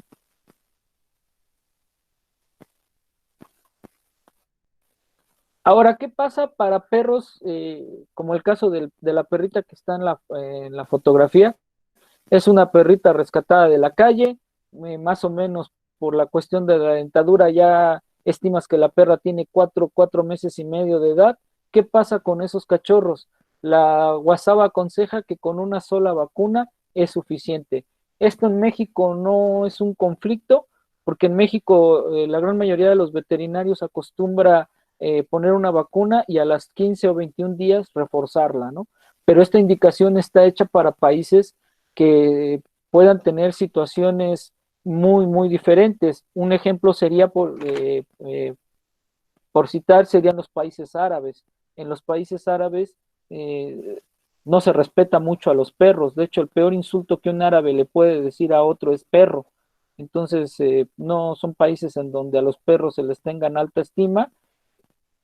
Países, por ejemplo, como la India, en donde ni siquiera tienen o tenían, no sé actualmente, pero hace algunos años me tocó escuchar una ponencia de un veterinario hindú sobre rabia y mencionaba en su ponencia, y puso una estadística que a mí me heló la sangre. En su tabla aparecía una columna que decía niños muertos por rabia, otra columna que decía adultos muertos por rabia y otra que decía perros muertos por rabia.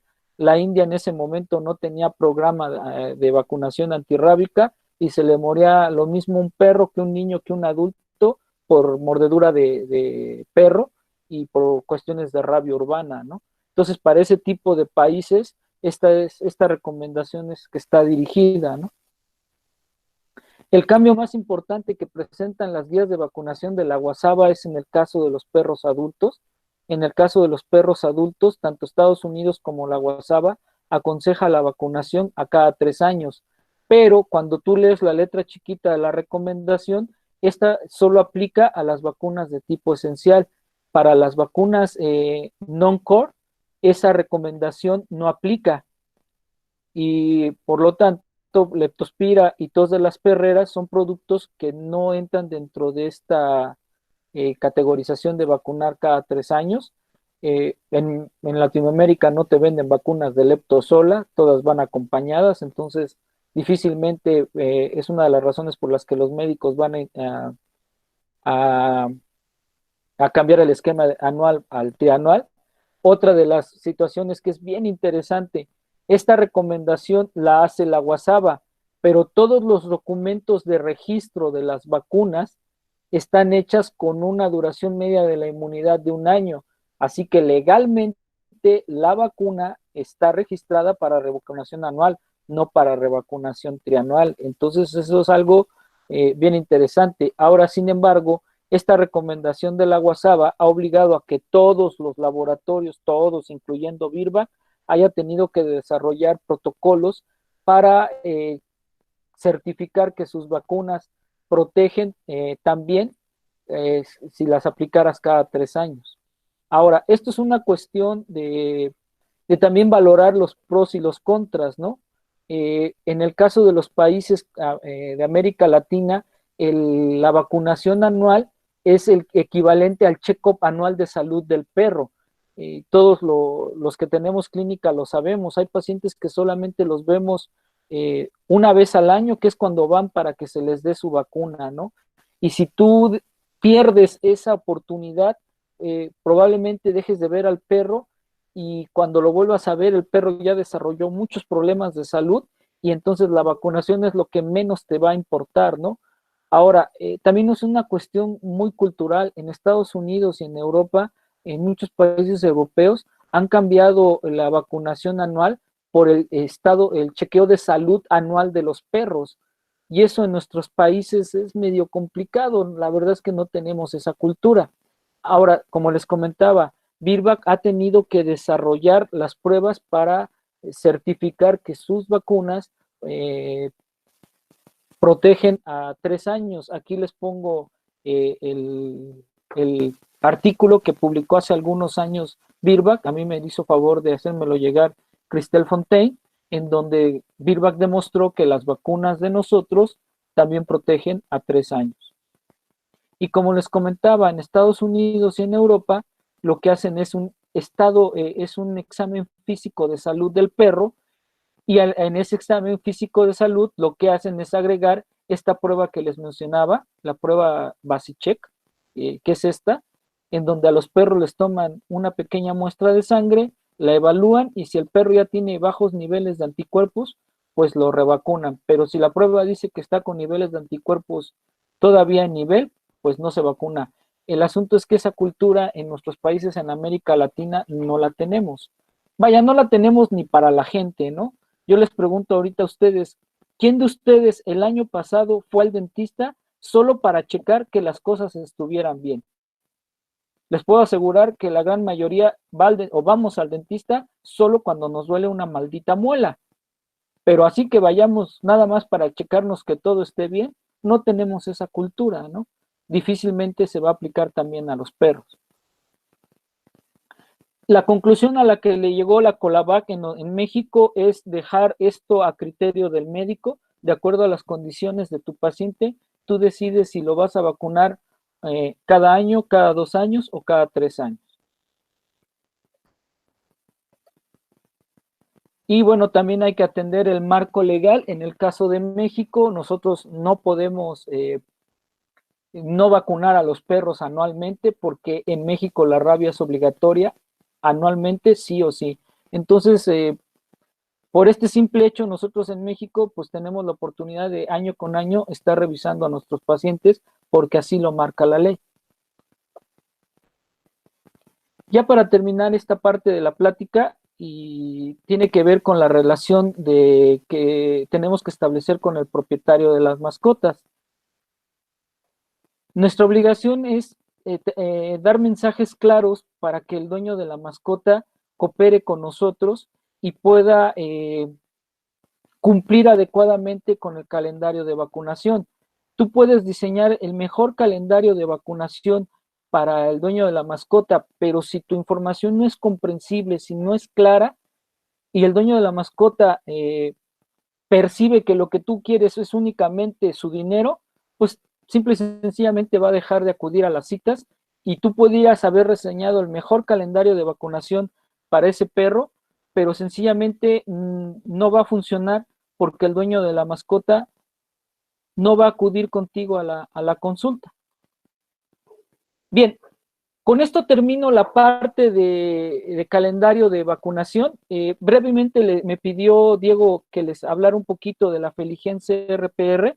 Lo tengo que hacer rápido porque en 20 minutos tengo otra charla para médicos acá en México. entonces me tengo que apurar un poquito. Bueno, la Feligen CRPR es una vacuna cuyo espíritu es tratar de disminuir el número de inyecciones que se le realizan a los gatos, ¿sí?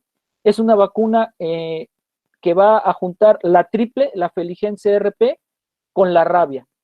Y repito, esta es una vacuna que lo que busca es el disminuir el número de inyecciones que se le apliquen a los gatos y de esta forma disminuir el riesgo que está asociado a la cuestión del fibrosarcoma post-inyección. ¿Sí? Es una vacuna que te va a brindar buena protección contra panleucopenia, contra rabia, contra calicivirosis y contra rinotraqueitis.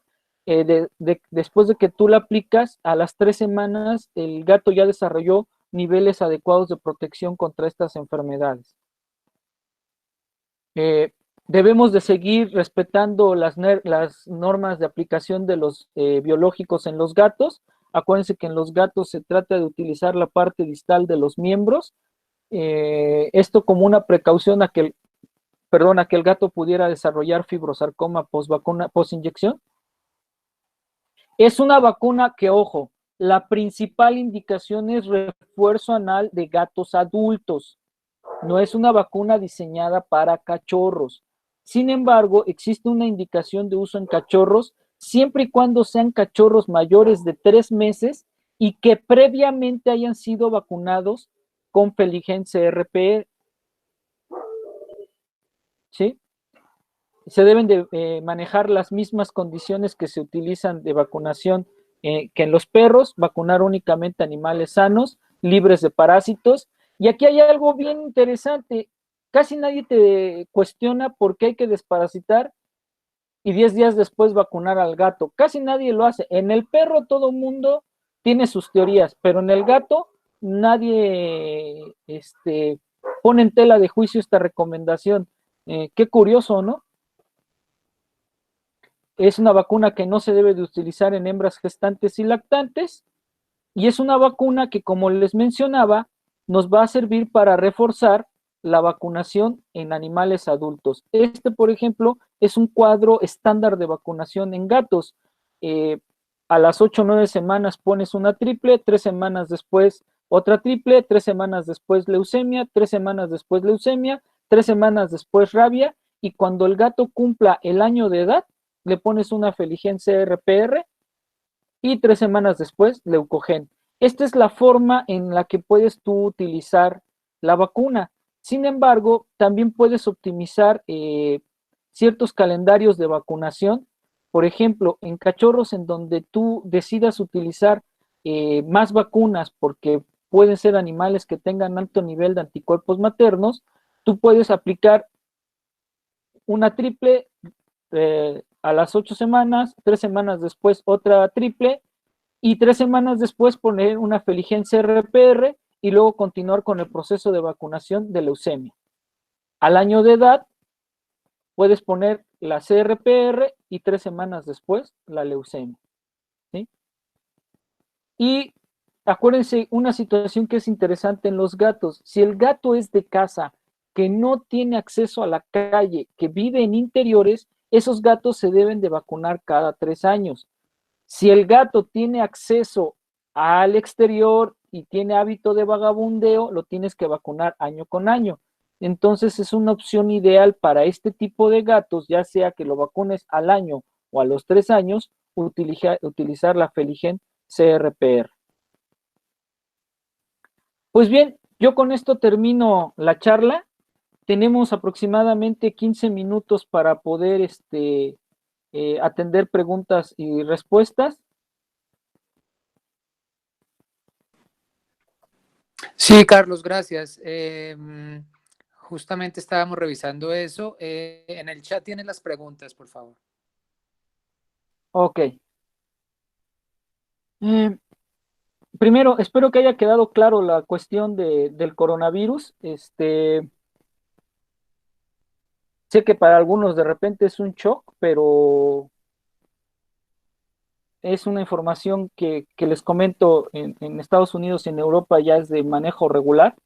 Incluso alguna vez consultando la página de creo que era la Universidad de California en Davis, mencionaba que ellos ya no le piden a los proveedores que les entreguen biológico que no tenga coronavirus. Y estamos hablando de una de las unidades importantes de Estados Unidos.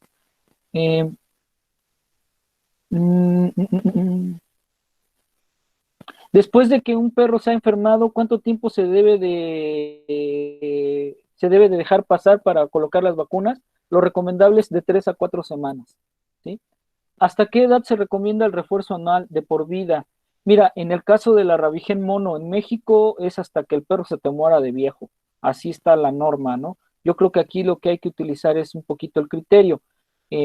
La verdad es que no hay parámetros establecidos de cómo seguir vacunando a los perros geriátricos. Eh, lo que sí he escuchado en algunas ponencias, sobre todo con médicos españoles que han tocado el tema, mencionan que en los perros muy viejos tu foco de atención debe de ser el moquillo, porque el perro viejo es tan sensible al moquillo como un perro cachorro, ¿sí? Entonces, todavía está un poquito en discusión la cuestión del parvo, porque algunos argumentan que se han dado casos de parvo en perros gerontes, pero eso fue muy al principio de que se dio la aparición de la nueva cepa de parvo, de las 2C. Actualmente yo he estado haciendo de repente monitoreos para ver qué cosas nuevas me encuentro de parvo y ya no he encontrado artículos que hablen de que los perros viejos les da parvo. Más bien como que eso pasó cuando se estableció la nueva cepa, ¿no? La vacuna de rabia se puede aplicar en perros al mismo día que otra vacuna. Hablando específicamente de rabigen mono y quíntuple, es factible. Eh, Aquí en México no lo recomendamos nosotros abiertamente a los médicos porque nosotros en los papeles de registro que hicimos de la rabia la recomendamos como vacunación sola, entonces no lo recomendamos abiertamente. Existen las pruebas de que sí son compatibles la vacunación al mismo día con ambos biológicos, pero les repito, aquí tienen también mucho que checar la cuestión en el ámbito local, ¿no? Para México no es una recomendación que nosotros hagamos abiertamente. Si algún médico nos pregunta, ofrecemos esta información que les estoy comentando y ya lo dejamos bajo su criterio el si realiza o no la vacunación. Eh,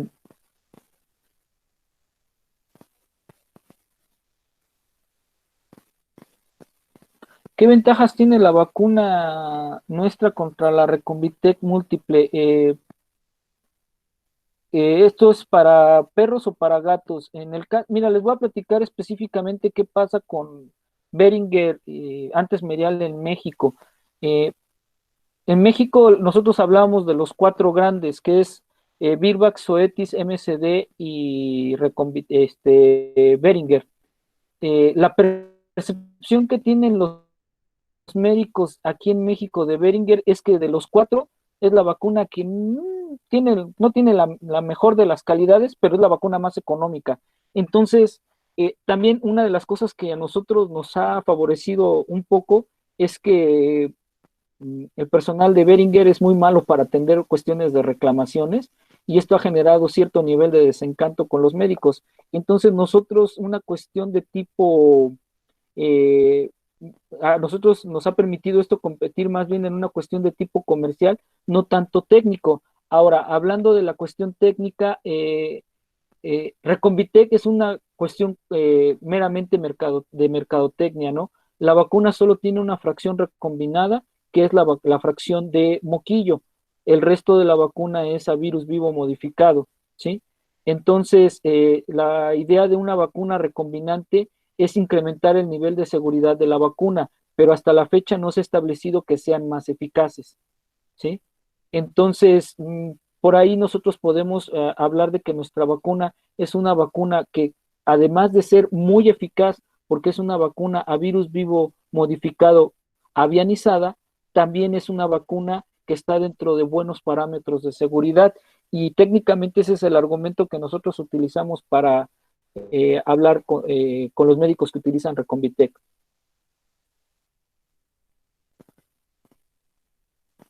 Eh, ya contesté esto de los perros geriátricos.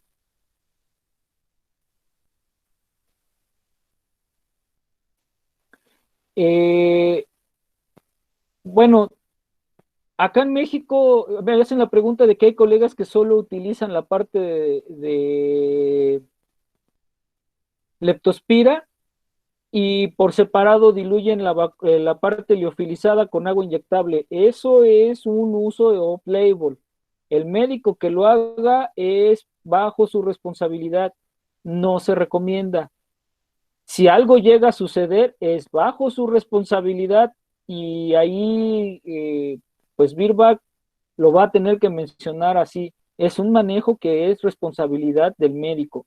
El laboratorio, una vez que se hace este manejo, no puede garantizar la inocuidad y la eficacia de la vacuna, porque aunque sea agua inyectable, no está elaborada con los mismos estándares con los que están hechos las aguas inyectables de las vacunas de Virbac. Entonces, no es algo que nosotros recomendemos. La revacunación cada 6 meses a leptospira es algo que ya no está recomendado en ninguna parte del mundo. Eso es un criterio viejo. Antes se establecía que la eficacia de las vacunas era 6 meses. Sin embargo, actualmente todas las vacunas de lepto cuentan con pruebas que establecen al menos un año de eficacia, ¿sí? Entonces, es algo que no se debería de hacer. En México también lo hace gente, pero es, sobre todo esto es una práctica muy de veterinarios ya grandes. Eh, ¿Cuál es el nombre de la certificación que corrobora el funcionamiento de las vacunas Virbac cada 3 años?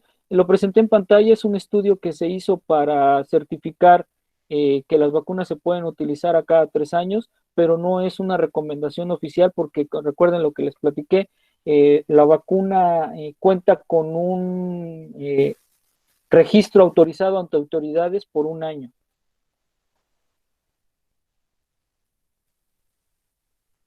Bueno, esto de que cada 6 meses ya lo comenté. Yo creo que las personas que utilizan la vacuna de Novivac no han checado lo que les ofrece Novivac. Al menos conozco la vacuna y ofrecen un año de protección. Yo no le veo el caso de estar vacunando a los perros cada 6 meses, ¿no?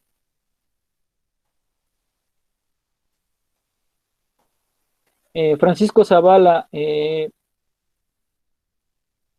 si gustas, me puedes contactar con tu pregunta vía correo y mejor te guío a través del correo, porque eso lo tenemos que considerar como un asunto de farmacovigilancia.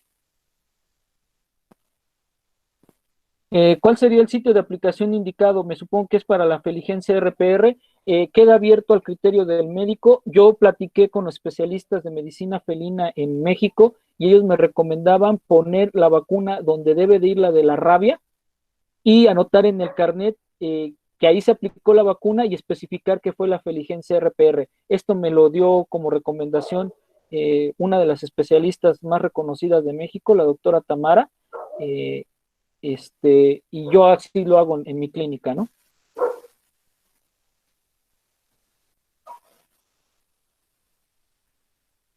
Si es un gato que viaja, el refuerzo de rabia es anual, sí, sí, sobre todo cuando van a Europa, deben de llevar incluso certificaciones de que los niveles de rabia están por arriba de, no, ahorita no recuerdo exactamente cuántos millones de unidades internacionales, pero sí, para animales que viajan se recomienda más bien practicar vacunación anual antirrábica.